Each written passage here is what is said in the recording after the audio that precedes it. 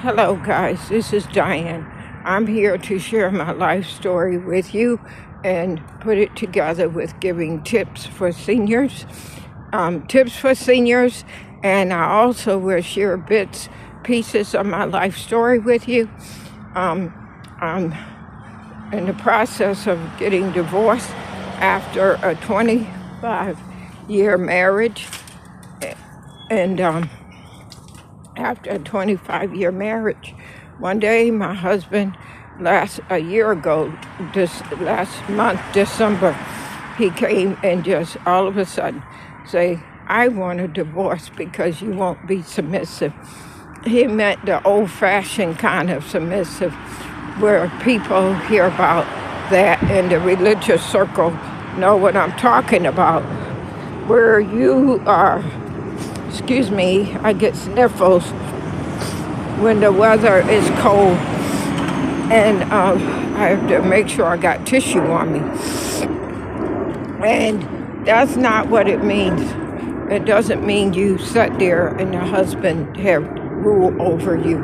And that's after 25 years. That's what my husband listened to this random lady on YouTube, didn't even know her from no place, speaking on how a wife is supposed to be submissive, and if she isn't, you are to get rid of her, find a way to end that marriage. And so he just have us come apart and separate, but he won't file for a divorce, right? And you know, when somebody do that and they won't file for divorce, that means they don't want to pay alimony. But I've stepped up and I filed at 67. I filed for divorce after 25 years of marriage.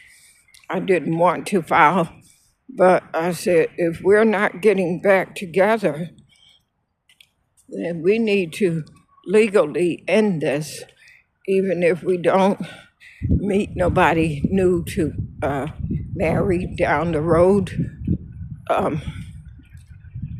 So I come to share my life story, give tips for seniors. I'm out walking now. This is why my phone is shaky at times. I'm actually taking my 1 mile walk, and I am 67. I'm turning 68 February 1st, and I have filed for divorce. And because I was waiting, hoping he would do it, but he won't. Even after a year has passed, he says nothing about divorce, no signs of it at all. Yeah, I'm walking, guys, my 1 mile walk. This is what you want to do. You want to move your body. I saw my neighbor who's 77 out taking his car heading for the gym. He's 77. He has a flat stomach, and he gets out to the gym and moves. You better, I'm telling you, or your body will freeze up on you, and you'll find yourself not being able to move. Your legs won't move anymore. I have a friend who just turned 80 years old last year, September 25th, and she can no longer almost move her body. Her body is almost frozen on her, and she's been in the hospital for 3 weeks. She was hospitalized because she got diagnosed with COPD and pneumonia. But I can tell when I visit her that she's pretty well from the COPD and pneumonia. But the thing is, she can no longer stand up or walk. When they have to help her to move, to set up on the hospital bed, to move to the side of the bed and bring a hospital walker and try to get her to stand up. And she cannot do it. And this only been going on for like the last month. Like a month ago, she was home and she was still able to get up, but she would keep a walker sitting next to her bed and she could still get up.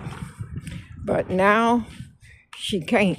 And it's only been a month almost. It's been 3 weeks that she's been in the hospital as of yesterday. And now they are going to place her in a nursing home for rehabilitation to see if they can't get her standing and, scooting around with her walker. And she keeps saying how she wants to come home. I want to come home. Every time I go and visit, I want to come home. Well, the reason they're holding her up in the hospital is because she cannot stand or walk. And so she's spending almost all day in the hospital bed, except for 15, 20 minutes maybe, when the hospital physical therapists come in to see if they can get her to stand, and then perhaps progress to taking some steps. But so far, she can't even stand up. They have this safety belt they put around her to try to help her, to give her support. But it's like she can do nothing on her own anymore. It's a sad decline. I live with her and I've seen her health just take a nosedive since September. Because see, you have to be active, guys, like I'm doing. I'm 67, turning 68. You have to hydrate yourself. Being active, moving your body is the number one thing for seniors. Number two is hydrate, hydrate, hydrate. Please subscribe to my YouTube channel. Please show some love at Diane Dixon 6900. All lowercase, all one word, DianeDixon. I'm building this YouTube channel, and I'm in the middle of getting a divorce at 67. See, I'm not just sitting back up in the house feeling sorry for myself, licking my wounds. No, I get out all 7 days a week. I walk my 1 mile walk. See, this coat is cold out today. I have this real winter coat, and I put it on, and I still come out, and I'll wait later to walk when it's cold and show that it's warming up. As the morning progresses, I'll deliberately wait later to walk. If you have a stationary bike, get on that at the house. A treadmill. Find a gym that has a heated swimming pool if you swim. And if that's your favorite way to exercise is swimming. And do that, okay? Or join a gym like my neighbor. My neighbor have to get up, get in his car. He's 77, and he goes out to the gym.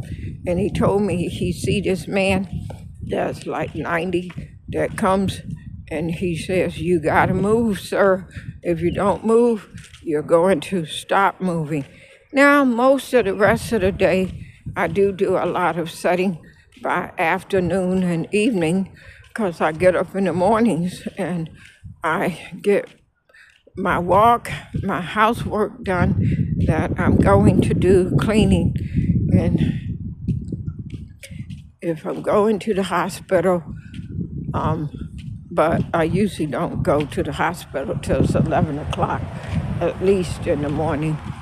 And then I take off for the hospital. But I won't be going today because she has to get her car insurance straightened out. And I found out yesterday the car doesn't really have any insurance on it since she's been hospitalized 3 weeks. It lapsed when it was due it didn't get paid before it could lapse. So now I won't go to the hospital, and I probably won't be able to catch back up with her till she's in the nursing home. Once the car insurance is put back on, it'll probably be when she's at the nursing home, and I can go see her, start back going to visit her.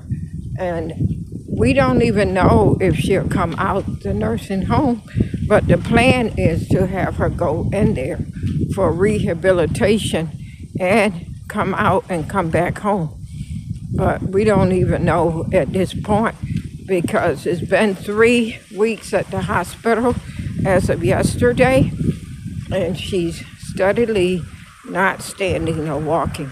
But guys, the tips are get outside if you can, even if it's cold like I'm doing, so you can get some vitamin D into you from the good old sunshine, okay? That stuff is so good for us. And make sure you go to like a good health food store in your area to find out what good vitamins, real vitamins and minerals to take. I like keeping my system full of vitamin C and zinc. But zinc is funny. You have to make sure you're eating before you take zinc, or it will give you an upset tummy. But it works. It makes your immune system very, very strong and ward off sickness, disease, colds. And I just get sniffles when I come out in the cool or cold weather. I don't have no cold or allergies or anything like that. I have to carry tissue on me because of the coolness in the air or cold, and it has always had an effect on my nose to make my nose start running. But then once I'm back inside where it's warm, it goes right away. And guys, you want to move, I'm telling you. My friend just turned 80, and her health has gone that bad already. And this morning I woke up Sunday 2:30, 3 in the morning, and I thought, oh man, what's going on here? Has she passed away? Am I going to get word this morning later on when it's 9, 10 o'clock or so from my neighbor that she has passed away? Because they have my neighbor's name and number up on the board for emergency, and call my next door neighbor. But she's a huge help, this lady. She's been a blessing, the next door neighbor. She's been a huge help, and she's very knowledgeable about a lot of stuff. So guys, the tips are get out in the sunshine, get outside, get yourself some good vitamin D, okay? And walk, move, swim. Go inside where there's a heated swimming pool if you can find one. Do mall walking is a good thing to do in the winter months.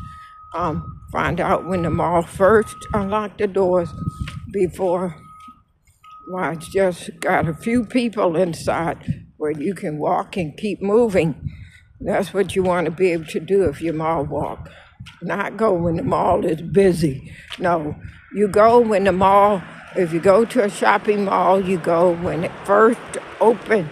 You look on the door and see if they got the times, or ask, what time does this mall open? And you get yourself there, and nobody will almost be in there, no shoppers, and you can walk and keep moving. That's when it do you good.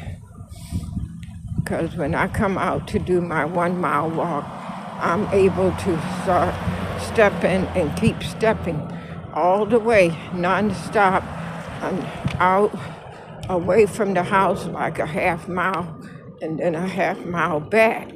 That's how I walk 1 mile. this guy I know, he measured it one day, and he says to me, Miss Diane, you are walking 1 mile. Please subscribe to my YouTube channel. Help me build it up to 1,000 subscribers. Please tell others about me at Diane Dixon, all one word, DIANE DIXON 6900. All one word, all lowercase. You guys have a happy, blessed Wednesday. See you tomorrow. Bye-bye.